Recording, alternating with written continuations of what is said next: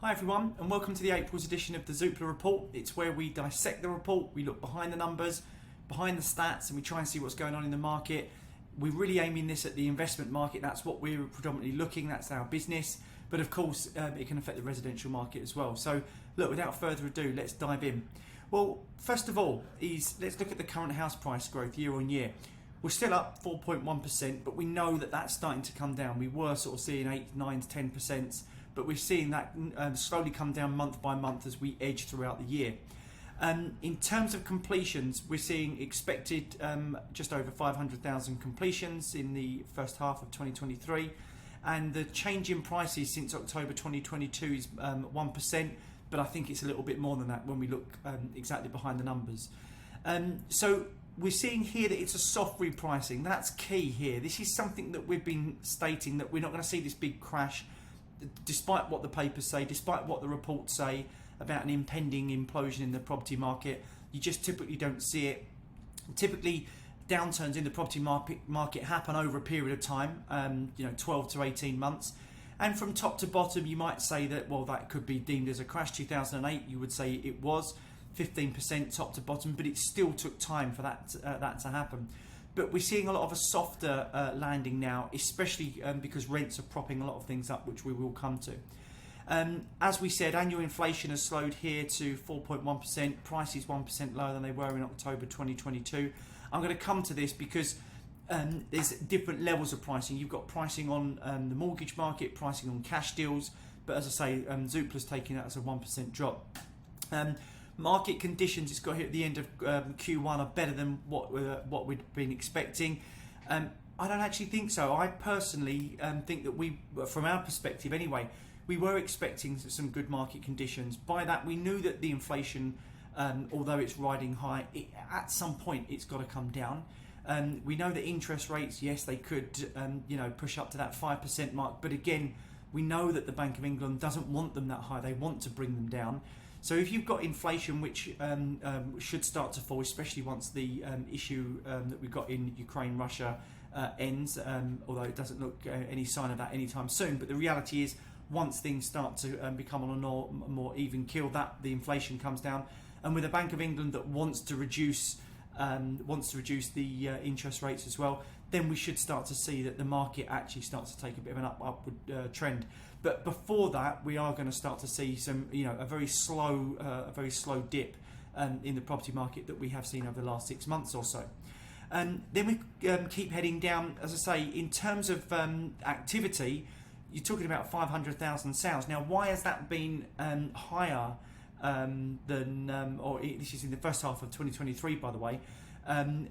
Why are we looking at that? Why are we still looking at a high number of sales? Well, the reality is because some people are willing to take offers on their property. They read the news, they're willing to take offers on their property. So what do? They take that offer, and that means more people are saying, well, actually, I might go and bid while it's actually a buyer's market. Whereas when it was a seller's market, offers weren't being accepted. Now we're seeing those offers being accepted, becomes a buyer's market. We start to see the power shift in terms of from the sellers to the buyer, and actually we start to see a number of more transactions go through. So look, important as well, key here, especially for our particular clients, is this rental inflation. Rental inflation is continuing to support first-time buyer demand. Now we're going to come on to the rental inflation in great detail in a bit, but the reality is that the more that the rental market increases, the better it is for investors. The more an investor's going to go, you know what, I'm going to go and have a little punt in the market, because the reality is, where else do I put my money? Keep it in a savings account. The reality is inflation is eroding away at that. If you're at a savings account at 2%, but inflation's at 10%, well, you're effectively losing 8% in real terms per year. The stock market, some people are a bit jittery about the markets, especially what's happened to a couple of minor banks over in the States. So people are still plumping for the property market as a long-term gain. So you've got here, as I say, buyers continue to return to the market. The sales market, as I say, continues to see a return of buyers, with more sales being agreed. Demand is still 16% higher. Now, one thing we have to look at is what happened in 2020, 2021. The reality is 2021, 2022 was a bit of an anomaly in the market. Most people thought that after COVID it was going to crash. We said it wouldn't, but we certainly didn't think it would go up by 10, 11% in certain areas. But the reality is it's an anomaly. So the fact that people are having a slight correction now is actually just correcting the anomaly that we've seen. It was a good anomaly. A lot of people made great money in the last couple of years in the property market. But the reality is what we have to base it on is we can't compare like-for-like sales to 21 and 22. We can't compare prices to 21, 22. We need to go back to a normal year. And the last normal year was pretty much 2019. And we need to compare things to that year. And when we do, when we return to that year, you can actually see here that the actual sales are still, or demand I should say, is still 16% higher than it was this time 2019. All areas are registering an improvement with market conditions, in some areas doing better, that's standard. We know that obviously in terms of the affordable areas such as, it's got here, Scotland, Wales, North East, and the east of England can do better than some areas more expensive such as the areas of London. However, the sales volume, it says here, reveals a truer picture of the market health, which is great. But the reality is what we're looking at, and especially our investors, is what's the market going to do? When you're a residential buyer, it doesn't matter too much per se what you pay for your property, because the reality is everything's relative. Some people say, well, I want to get in low. Well, the reality is if you're, and forget first time buyers here, if you own a property and you say, well, I want to buy a property at a cheaper price, the reality is your house would have fallen or your property would have fallen. When it comes to 10, 15 years and you go to sell your property, if your property is a higher price, well, the one that you're going to be potentially buying and moving into is going to be at a higher price. So everything's relative. What we're looking at, and where this report is key, is first time buyers, but importantly as well, investors.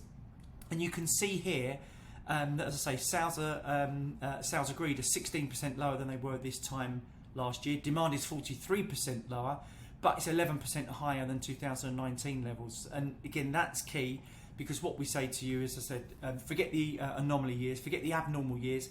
We have to go back to 2019 and compare to that year and what's happening there.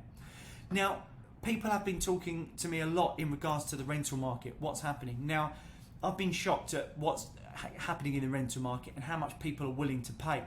But there's two effects to this. First of all, the reality is we had a property that we sold, or a development that we sold recently, or we sold back in 2021 it was, completed end of last year, and the rents we were expecting were about £800 a month. It was a Manchester development, £800 a month, and in some of them we're getting 1,100, 1,200.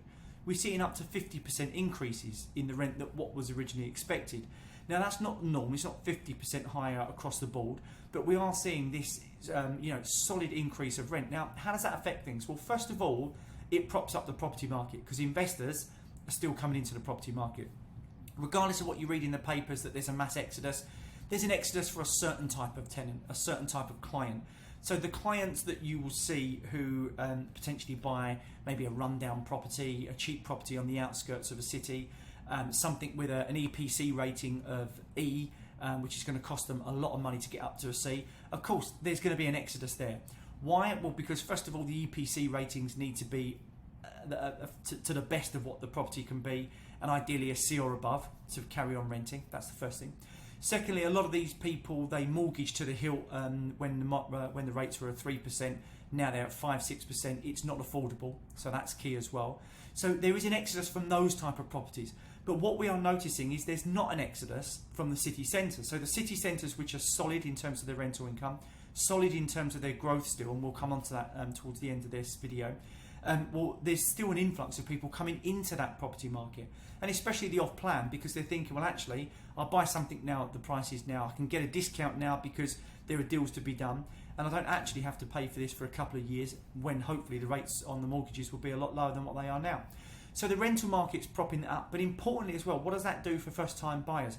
Well, it means that first-time buyers have to put more money down to rent. It means they're saving less, so it means they can't get on the bandwagon, they can't get on the ladder sooner rather than later. So importantly, it means that there's going to be more and more first-time buyers waiting to buy those properties, and it just keeps propping up that market. So that's why we think that we're going to have a softer landing rather than the hard crash that some people have been talking about. Now, we then come to if you're looking to sell that home, time to sell a home It's got here from being first listed to going under offer, has jumped by 71%, 15 days since this time last year when the market was strong. But again, the time to sell is still lower than what it was in 2019 in most areas, which is key.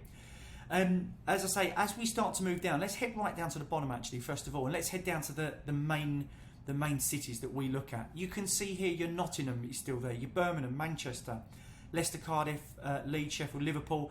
Now Liverpool topped out 2021-2022 growth charts with over 10% gains, but you're still looking at 4.9% there. We're not going to say, I mean, this is still extremely good for the property market. I would say that the norm that we should be looking at here is anywhere between 3 to 5%. 3 to 5% growth on top of 5% income, still 10% a year, that's still fantastic. But if we're looking at Nottingham, where we're still getting 6.6% here, and we know we can get 8 to 10% on short-term lets, 16% year on year in combined income and growth is a phenomenal return on your money. Much better than what a lot of other investments are doing at the moment. So these are the key areas. And if we head down to London, you can see here it's 1.4%. It's pretty much the bottom of the charts, bar if we take sort of like, the Oxfords and the Aberdeens. So we're still looking at the north. We're still looking at the northwest for where we feel that the growth is. And of course, we've got things that they're starting to recover in London. There is some great opportunities in London, but you've got to get that discount. You can't go in and pay market price. Stuff is overinflated in London, so we do have some projects in London, but we tell people bid all the time. If something's $1 million, bid 900. Bid £100,000 down. See what you get. See what's out there. And then, of course, we can start talking about, as I say, the rental side of things, because importantly, that's what's propping things up. So as we head down for the motivation side, this is key as well. There's upside to the outlook for sales completions over 2023. Because working from home 1 to 2 days a week is becoming the norm for many office workers. A lot of people are going back now, at least 3 days a week. We've recently recruited here, and the person that we recruited said that they looked for jobs which were office-based only. They didn't want this hybrid working. They want to get back into the thick of things. So a lot of people are coming back in, so that's key as well. And then the cost of living pressures as well. You've got here when energy bills are increasing, heating bills, gas bills, everything's increasing at home, so go and spend your employer's money rather than yours. It's as simple as that. I know a lot of the people that are coming here, their bills were extortionate at home when they were working from home, so they've literally cut those bills down by 80%. Why? Because they're in work every day, so they're using the heating here and the electric here. It's minor things like this that people don't take into consideration. It's actually having an effect on the property market and where people are actually looking.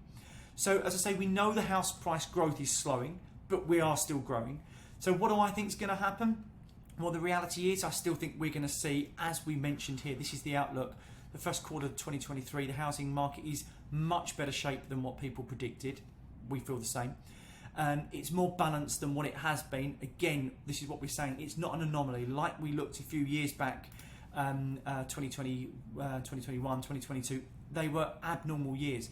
It's not more normal now. It's stable. We're feeling a lot more stable. People are more comfortable. We know with the amount of deals that are being done in the office, we feel a lot more secure with what's happening over the next 9 to 12 months. Do I think still there's going to be a slight dip in certain areas? 100% I do. But mitigate that. Every investor that comes to our door, we say mitigate that potential downside with a bid. We will guide you in terms of what to bid, and we will tell you where we think you need to be. We know there's great deals to be had out there, and of course with the rental prices going up, from an investor's perspective, it's looking better than ever. So look, there's great things to be had. It's just a case of getting in touch with your broker, reading behind the headlines. Forget these headlines of the market's going to drop 30% and the mass exodus from the buy-to-let market. It's not happening. So look, get in touch with your broker. Let us know how we can help, and I look forward to speaking to you soon. Take care.